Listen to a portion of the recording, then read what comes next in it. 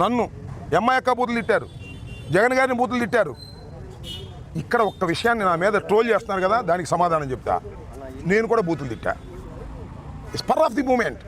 నన్ను వాళ్ళు తిడుతున్నారు, నేను వాళ్ళని తిట్టా. మధ్యలో చంద్రబాబు నాయుడు గారి పేరు కూడా వచ్చింది, కానీ ఆయన్ని కాదు ఉద్దేశించి నేను తిట్టింది. నా ఎదురుగా నన్ను తిడుతున్నటువంటి మహిళ తిట్టింది. మీరు చూడండి, ఇంకా నేను చూపిస్తాను మీకు, చూపిస్తాడు మీకు. ఒక మహిళ తిట్టింది, ఇష్టం వచ్చినట్టు తిడుతున్నారు. వాళ్ళని ఉద్దేశించి తిట్టా. దమ్ముంటే చంద్రబాబు నువ్వు రమ్మన్నా, ఇది కలిసింది అంతే తప్ప ఈ ముఖ్యమంత్రి చంద్రబాబు నాయుడు గారిని ప్రజలు ఎన్నుకున్నారు. ఆయన అలా బూతులు తిట్టాలనే ఉద్దేశమైన అది కాదు. ఇదిగో చూడండి, ఎంత చూపిస్తారు, మీరు ఎతికితే దొరుకుతాయి. అది నా ఉద్దేశం కాదు. అయినా నేను భావిస్తుంది ఏంటంటే, అయినా ఈవెన్ దెన్ చంద్రబాబు నాయుడు గారిని కాకపోయినా నన్ను తిడుతున్న వాళ్ళను కూడా నేను పెద్ద నాయకుని అలా తిట్టి ఉండాల్సింది కాదు. కానీ ఇదే స్పర్ ఆఫ్ మూమెంట్. నా మీద రాళ్ళు పడుతున్నాయి, నా మీద కర్రలు పడుతున్నాయి, నా డోర్ పగలదీస్తున్నారు, కొడుతున్నారు.